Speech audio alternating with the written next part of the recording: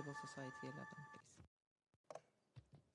Thank you, Chair. My name is Alexa Dominique. I'm here on behalf of the DMUN Foundation. I'm also the UNA USA Global Goals Ambassador.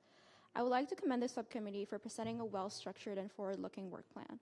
The focus on practical guidance, data-informed policymaking, and administrative integration provides a strong foundation for this work. We would like to offer several recommendations. First, regarding the conceptual framework, it may be useful to clearly position tax policy as one instrument within a broader economic policy toolkit. From an effective perspective, not all distributional challenges are best addressed through tax design alone, clarifying where tax measures are most effective and where complementary policies may be more appropriate can help ensure that interventions remain efficient and fiscally sustainable. Second, on the informal economy, the focus on inclusion is particularly important. It may be valuable to emphasize incentive-based approaches that encourage gradual formalization, such as simplified regimes, reduce compliance costs, and improve access to services. Policies that balance revenue objectives with economic participation can help expand the tax base while supporting long-term growth.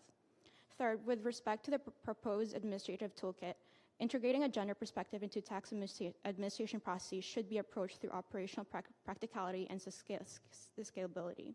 This could include incorporating gender considerations into taxpayer services, audit selection criteria, and institutional practices while ensuring that implementation remains feasible within existing administrative capacities. Fourth, on tax data, the emphasis on improving data collection and analysis is critical. From a policy design perspective, better data enables more precise targeting and evaluation of outcomes. Strengthening data systems, including disaggregation, where appropriate, can improve both policy effectiveness and resource allocation decisions over time. Finally, regarding international taxation, a clear understanding of how cross-border tax rules may influence economic outcomes could support a more coherent policy design. Ensuring consistency across domestic and international frameworks may help reduce unintended distortions and improve overall system efficiency.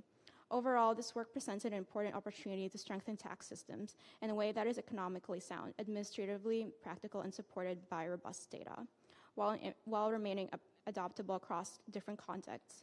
In doing so, it could help support women's participation and inclusion in economic activity. We thank you. Thank you. Guidry